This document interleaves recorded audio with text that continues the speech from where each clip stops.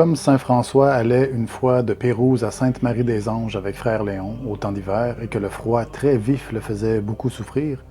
il appela frère Léon qui marchait un peu en avant et parla ainsi.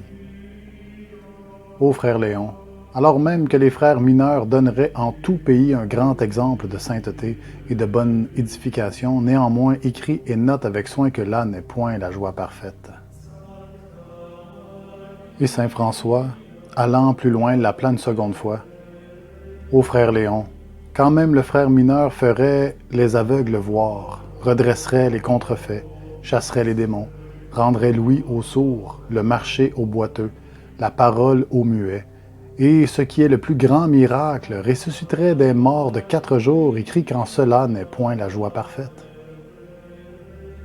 Marchant encore un peu, saint François s'écria d'une voix forte, « Ô frère Léon, si le frère mineur savait toutes les langues et toutes les sciences et toutes les écritures, en sorte qu'il saurait prophétiser et révéler non seulement les choses futures, mais même les secrets des consciences et des âmes, écrit qu'en cela n'est point la joie parfaite. » Allant un peu plus loin, saint François appela encore d'une voix forte, « Ô frère Léon, petite brebis de Dieu, quand même le frère mineur parlerait la langue des anges et saurait le cours des astres et les vertus des herbes, et que lui seraient révélés tous les trésors de la terre, et qu'il connaîtrait les vertus des oiseaux et des poissons, de tous les animaux et des hommes, des arbres et des pierres, des racines et des eaux, écrit qu'en cela n'est point la joie parfaite. » Et faisant encore un peu plus de chemin, saint François appela d'une voix forte, « Ô frère Léon, quand même le frère mineur saurait si bien prêcher qu'il convertirait tous les fidèles à la foi du Christ, écrit que là n'est point la joie parfaite. » Et comme de tels propos avaient bien duré pendant 2000, frère Léon, fort étonné, l'interrogea et dit, « Père, je te prie de la part de Dieu de me dire où est la joie parfaite. » Et saint François lui répondit, «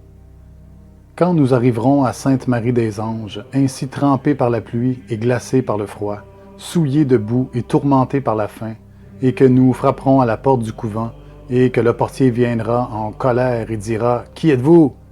et que nous lui répondrons, « Nous sommes 2 de vos frères », et qu'il dira, « Vous ne dites pas vrai, vous êtes même 2 ribauds qui allez trompant le monde et volant les aumônes des pauvres, allez-vous-en »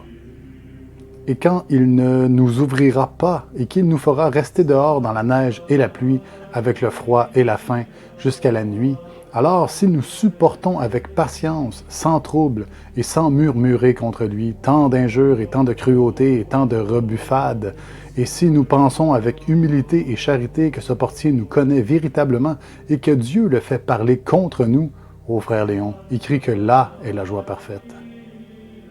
Et si nous persistons à frapper, et qu'il sorte en colère, et qu'il nous chasse comme des vauriens importuns, avec force vilainie, et soufflet en disant « Allez-vous-en d'ici, misérables petits voleurs, allez à l'hôpital, car ici vous ne mangerez ni ne logerez. »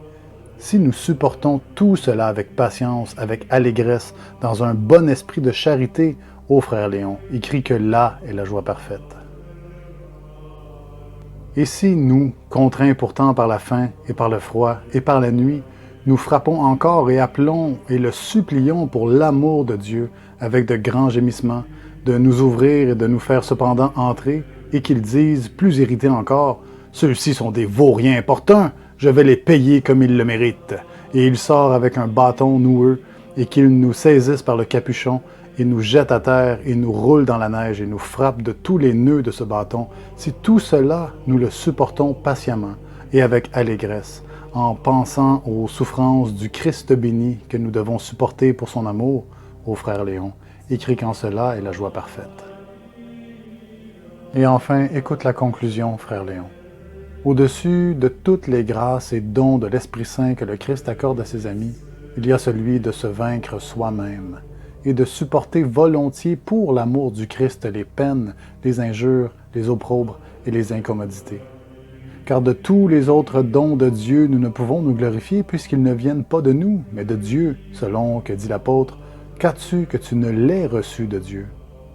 Et si tu l'as reçu de lui, pourquoi t'en glorifies-tu comme si tu l'avais de toi-même?